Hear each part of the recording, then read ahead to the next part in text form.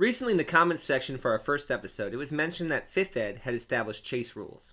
That led to a BS3 discussion where we formulated a way to modify those rules using 4th Ed skill challenges and hopefully enhance chases in your role-playing games. To start, we need to establish what the 5th edition chase rules are. First, there needs to be a pursuer and a quarry. Either one can be an individual or multiple participants. Second, the distance between the quarry and the pursuer must be determined. Then, each player may make one action per round, and these actions are casting a spell or making a normal attack if the target is within range, or dashing, which can be done a number of times equal to 3 plus your Constitution modifier, after which you are required to make a con save DC 10 or gain 1 level of exhaustion. At the end of each player's turn, they must roll a d20 on a complication chart. This provides drama in the form of individual skill tests that affect character movement. Chase ends when a participant chooses to stop, becomes unconscious, or acquires 5 levels of exhaustion. Also, if the quarry gets out of line of sight and passes a stealth check versus the passive perception of the lead pursuer, the quarry escapes. And the 4th Ed skill challenges are a series of skill tests determined by the players to overcome obstacles to achieve a greater goal. We covered some of the ways these can be used in our first episode, and we'll be making a short video explaining this, whose link should be above when we've finished. Also, Matt Colville has a good video on his exploration of the skill challenge system available over on his channel. Some of the weaknesses we felt were present and tried to focus on in the 5th edition chase system are that keeping track and determining the distance can be a burden for some. Yeah, I think that 5th Ed, right, Steve tried to alleviate that 3.5 issue for sure, because you had to track somebody down based all on distance, and that kind of turned into a bit of a slog sometimes. In 3rd edition, it certainly did. In 5th, in a lot of areas, they just simplified the rules and left it more for the DM to arbitrate. We also felt it would be possible to reduce the number of rolls required by the group and DM each round in order to help keep a lively pace. And pacing is really important, especially in a chase. It maintains the engagement and the focus on the moment at hand. Yeah, if everybody becomes disinterested, and then it's all like a whole point of a chase is supposed to be edge of your seat. You're not on the edge of your seat if you're 5th in line waiting for rolls. Yeah, it can really bog it down and not make it feel like this cinematic flow through a marketplace or a dive through a cave that leads to a waterfall or something, whatever you end up doing. Because that's a chase is supposed to be a different kind of cutscene from other parts of the game. Yeah. And so it should have its own feel as far as pace. It certainly should. In its current state, only one player becomes the hero, where failure falls on the entire group. Yeah, and it makes the group kind of not feel like this cohesive unit working towards a goal. It just feels like, oh look, there's Captain America and we're all B Squad jerk-offs. 4th edition is clearly not without its flaws. The skill challenge system can be too broad and too undefined. I think that we really kind of covered that in episode 1 in ways. I think ultimately, unless you are very prepared for a chase for the skill challenge system, it loses its pacing, and it just kind of falls flat. And so often most people dismiss 4th and many of its approaches for a variety of reasons. We don't really want to get bogged down in any of that mess. Yeah, we just know that it could be a challenge to get your party convinced that you should try anything from 4th Ed. Seeing these issues after reading the rules, we tried to find a way to alleviate them as we transitioned them into our DM tool belt. The largest change being made is that the chase success and failure is shifted from being based in distance to being based in success-failure ratio, like that found in the skill challenge. Yeah, we thought that particular format was much easier to track than all this extra math. Another thing that the failure-success ratio helps with is we've noticed that in the combat related to chasing, you can engage in combat at the end, and this gives you, like we were saying before, you have to build the tension. So we can say, okay, well, if you need, as an example, 4 successes versus 2 failures, or whatever the system of requirement it is you need, if somebody start getting really close without failures, you've gotten a string of successes, you can start putting that into your role-playing elements of the chase about how really close you're getting, And then you can build a tension where, oh, now you guys are swapping swords from the back of a carriage to the front of a horse. Sure, that portion of it really comes down to the improv skills of your DM. If your DM is ready for it, that can be a beautiful cinematic moment. And it doesn't just do this, oh, look, you see the guy 60 feet in front of you, and that's most of the chase. It's kind of boring. Any good chase scene inside of a movie, the person chasing and the person being chased, they have collisions or moments where they're very close to each other, either very far. And then sometimes very far. It's the chase up the stairs, then all of a sudden one guy jumps down the thing, using some weird acrobatics to leap back and forth across the railings. You have this moment where maybe they start to close the gap, and maybe they exchange a couple blows, or someone just puts a shoulder into someone's stomach, and then they manage to knock that person down and regain some of their distance. And if you can keep that drama, that intensity, that makes a chase feel amazing.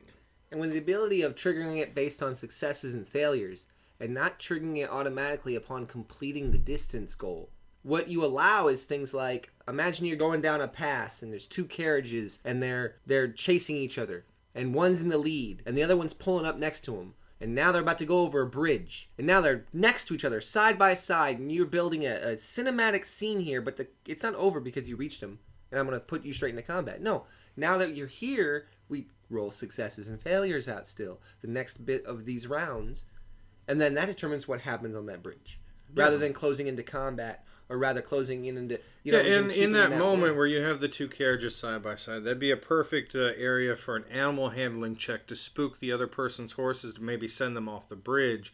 A perfect spot for you if you have the land vehicle proficiency to navigate your carriage so it chokes up the wheels on theirs without damaging your own, so their carriage becomes damaged and defunct. So there's these great options that don't necessarily require just I'm using my to hit roll to.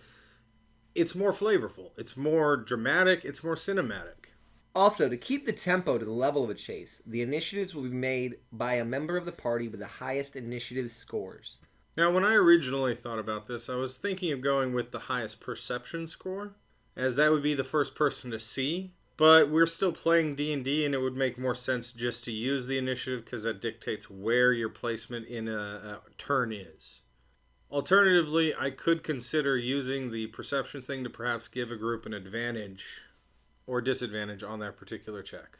Yeah, the idea being that if everybody is rolling initiative, then that's one extra roll for each player throughout that round, slowing down that pace. When really, it's did they go before we got to go? Yeah. And that's what it really boils down to. The complication chart would now be rolled once at the end of each round by the DM and take effect in the following round. And each party involved in the chase will make skill challenges to overcome obstacles from a shared skill pool.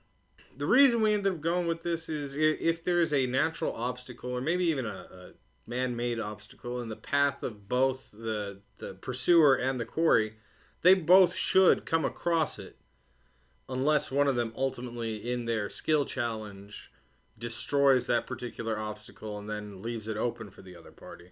Well, the idea would be that since you're doing successes versus failures and basing those successes and failures on the perceived distance rather than an actual defined distance, you're allowing things like both players slow down at the same time because of this. Oh, well, your skill challenge, you went up, you got closer. It makes mechanical sense. But again, just to quicken it up, now instead of the complication chart being rolled by each player and each DM NPC, the complication chart is just rolled by one person each round. Yeah. And it takes effect on all of the players equally. Exactly. And so as a DM, you're able to take that complication chart and you're able to go, okay, well, there's a log. Okay, there's either a big log or there's many logs, or there's obviously the obstacle I'm trying to come up with is something laying across the ground. Something laying across the ground, or going to a more urban setting in the thinking. A fruit vendor has his cart coming across the street or the alleyway that you're chasing someone down. And that can, depending on how the first person encountering it, still create a continued obstacle for the characters coming after. Can you give me an example of how this mechanic works in a chase? Sure. Let's go back to the fruit vendor cart, right? So the fruit vendor cart is crossing the alleyway that everyone is running down. So there's a section where you're going to be going into a main street. The fruit cart vendors there. The first group coming up to it is the person running away. He's a stronger person, so he decides his skill test that he's going to do is an athletics, and he just plows through it. So he plows through it. Now there's these grapefruits scattered all over the path that the group coming up is going to have to go through. It's still the same challenge, just presented slightly differently. So it's presented through role playing, and then one player or the group decides which player's skill they want to use for that section of the chase as the party comes across the same obstacle. Now we keep saying skill. You could also use spells. Originally, we talked about the options being only attacking with spells. Let's say you have this example where the fruits are scattered across or smashed across the road, and then someone goes, I'm going to freeze the bananas so they can't, wipe us out. It's probably not a great example, but it's the only one that came to mind. But okay. Yeah, so, coming down to it, we are fans of the complication chart and the use of it, but we feel that allowing a shared pool to overcome a smaller amount of complication, again, enhances the speed of play and allows focus to remain on those cinematic moments rather than the mechanic. And while we like the possibility of the chases imposing exhaustion and long-term effects to the characters, we feel rolling Constitution against dashes to be a boring endeavor. And one more number just to keep track of. Instead, we would allow both sides of the chase the ability to counteract a failure by taking a level of exhaustion. That way, it's possible to go through chases and have a chance at catching your quarry, and not have every one of these chases possibly lead to full exhaustion, multiple points of exhaustion. Full exhaustion, or even just combat. They don't have to lead to combat. Go back to the example with the fruit cart, and we have a slipping hazard. And bananas that are frozen. Bananas that are frozen because your spellcaster made a poor choice. So now the party is coming across this, and they have to make an acrobatics check to maintain their footing. They make the failure. They're unhappy. They go, we'll take that level of exhaustion. Cinematically, you explain it that they slip and slide across and tumble, although they didn't go with the acrobatics check. They went with something else and failed. So the exhaustion level is presented in the bumps and bruises and theoretical damage they've taken, and they continue to get to pursue. I would, as a DM, the thought that comes into my head when you describe that scene is, and when they blow a point of exhaustion, as they're sliding and slipping on these things, one of them catches one sure foot and takes all of the energy he has and expends it to push off to jump out into the street to get away from the slipperiness. Sure, that's... And that just took him a bit, it took him a bit out of him. And also now his legs just like a little hobbly. Not really, he's just he needs a night's rest for that knee to really feel right because he kind of tweaked it. Sure. But, no mechanical changes kind of thing.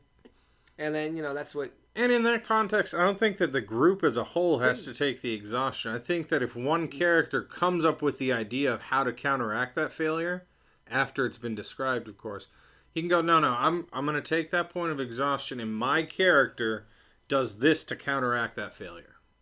And it creates a really beautiful moment, again, cinematic.